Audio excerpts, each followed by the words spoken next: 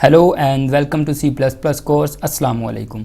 I am mister Mohammad Tajammul और आप देख रहे हैं लर्निंग पॉइंट चैनल। ये हमारा C++ कोर्स का 4th लेक्चर है। इस लेक्चर के अंदर हम बात करेंगे डेटा टाइप और वेरिएबल्स के बारे में, क्योंकि प्रीवियस वीडियो में हमने देख लिया था कि एक मैसेज को किस तरह शो करवाते हैं। /t का यूज़ देखा था, /n का यूज़ हमने देखा था, /b और एंडल का यूज़ देखा था। ये हमारा 4th लेक्चर है। इस लेक्चर के अंदर हम डेटा टाइप और वेरिएबल्स के बारे में देखेंगे, क्योंकि वेरिएबल को पढ़ने से पहले डेटा टाइप के रिलेटेड हमें पता होना जरूरी है। हमारे पास डेटा जो होता है वो डिफरेंट टाइप का होता है, यानी कि डेटा हमारे पास इंटीजर टाइप का हो सकता है, फ्लोट टाइप का हो सकता है, उसके बाद कैरेक्टर टाइप का हो सकता है, या बूलियन या व्हाटएवर। हमारे पास डिफरेंट टाइप का डेटा हो सकता है। सबसे पहले मुझे आपको बताना है कि बेसिकली डेटा टाइप होती क्या है। डेटा टाइप, क्योंकि हम वेरिएबल को इनिशियलाइज करवाते हैं जब अपने प्रोग्राम के अंदर, तो डेटा टाइप को साथ लिखना जरूरी होता है कि किस टाइप का डेटा वेरिएबल के अंदर स्टोर होगा, क्योंकि जो वेरिएबल होता है उसके अंदर हम डेटा को स्टोर करवाते हैं। अब सबसे पहले बताना पड़ता है कि डेटा किस टाइप का आने वाला है वेरिएबल के अंदर।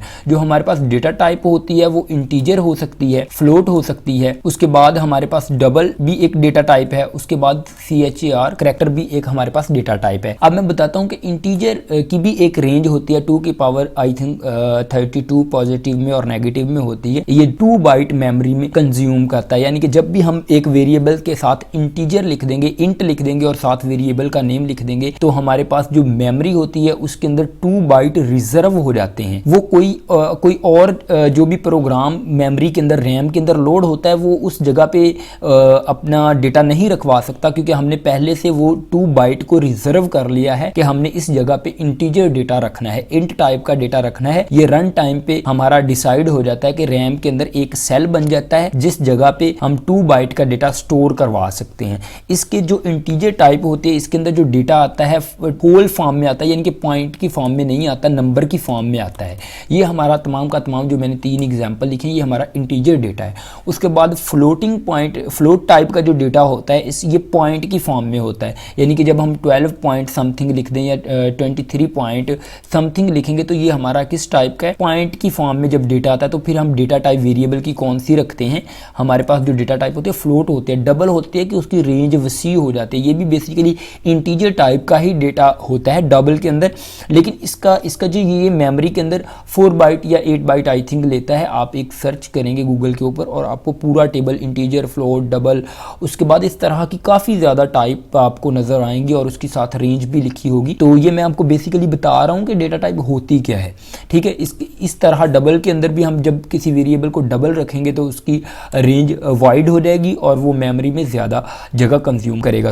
उसके बाद कैरेक्टर हमारे पास 1 बाइट मेमोरी में जगह कंज्यूम करता है, लेकिन इसके अंदर A to Z आप कोई भी number A, B, C, D या इस तरह के जो हमारे पास अल्फ़ाबेट हैं कैरेक्टर डेटा टाइप में हम रखवा सकते हैं। ये हमारी बेसिकली डेटा टाइप थी। उसके बाद बात आती है वेरिएबल की। वेरिएबल कोई भी हमारे पास ऐसी नेम हो सकता है, यानी कि जो मेमोरी हम बनाते हैं अपनी, या जिस तरह हमने इंट लिखा, इंट के बाद A लिखते हैं, इसका मतलब है कि हमारी मेमोरी रैम के अंदर 2 बाइट बन गई है, लेकिन उसका नेम क्या है, उसका नेम A है। बेसिकली A इस जगह पे वेरिएबल है।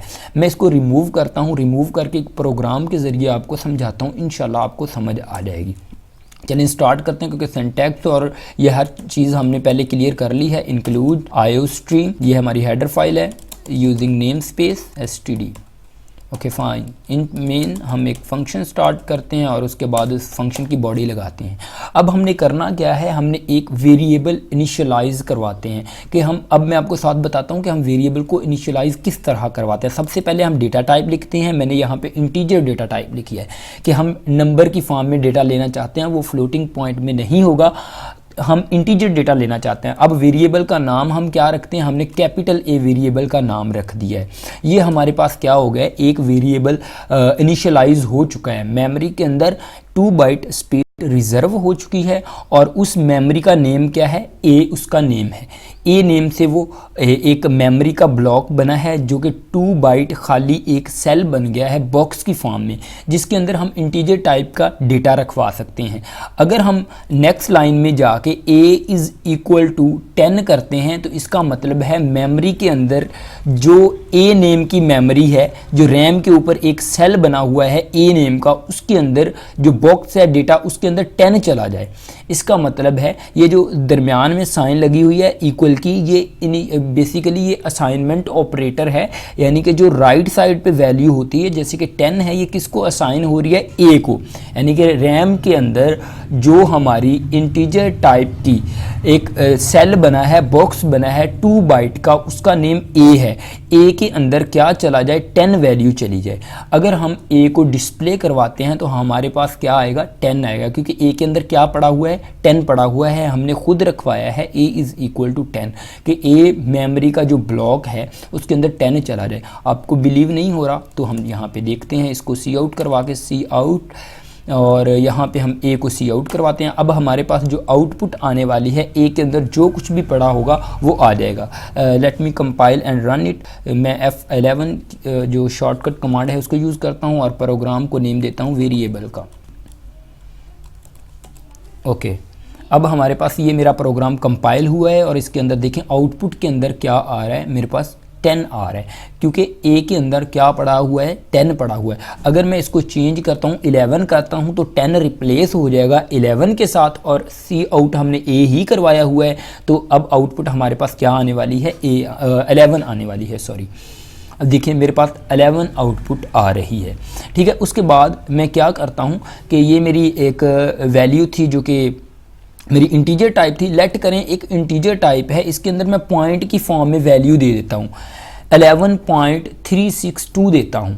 तो मेरे पास इसको इनिशियलाइज आप इस तरह भी करवा सकते हैं, आप डायरेक्ट भी इंटीजर ए लिख के उसकी डेटा टाइप और उसके बाद इक्वल लिख के इसको कोई भी वैल्यू दे सकते हैं।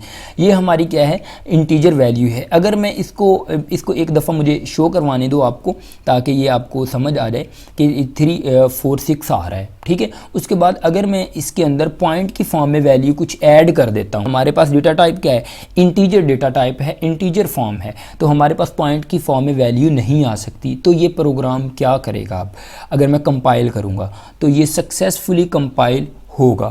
क्यों होगा, क्योंकि हमारे पास कंपाइल तो हो जाएगा, लेकिन जो पॉइंट के बाद वैल्यू है ये ऑटोमेटिकली क्या हो जाएंगी, ख़त्म हो जाएंगी, ये आउट नहीं करवाएगा।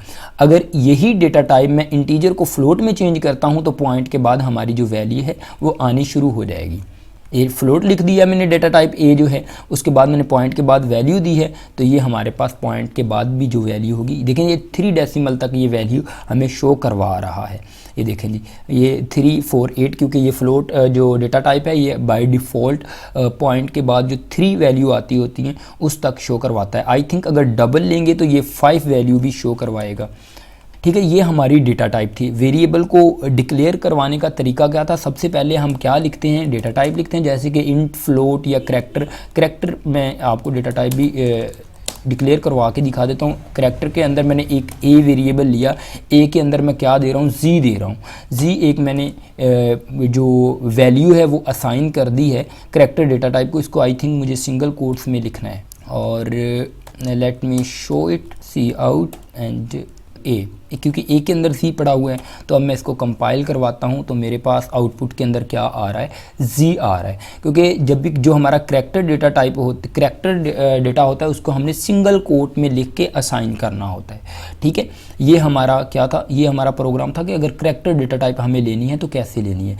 ये हमने देख लिया है कि बेसिकली वेरिएबल हमारे पास क्या होता है, डेटा टाइप सबसे पहले देखिए हमने क्या होती है, क्योंकि कोई भी वेरिएबल हमें डिक्लेयर करवाने से पहले उसकी डेटा टाइप देनी पड़ती है। फिर हमने देखा है कि डेटा टाइप को किस तरह इनिशियलाइज करते हैं और उसमें वैल्यू किस तरह रखवाते हैं। फिर मैंने साथ ही साथ उसको आउटपुट करवा के भी दिखा दिया।